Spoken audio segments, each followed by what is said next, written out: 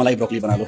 हल्की सी broccoli blanch करना, दही और थोड़ा सा काजू का पेस्ट, काली मिर्च। श्योर अभी तक आप सबने ये वीडियो देख लिया होगा, तो चलिए आज घर पे ट्राई करते हैं और टेस्ट करते हैं मलाई ब्रोकली। तो ब्रोकली को हमने छोटे पीसेस में काट के एक बार वॉश कर लिया, फिर उसे बॉयल पानी में डाल दिया।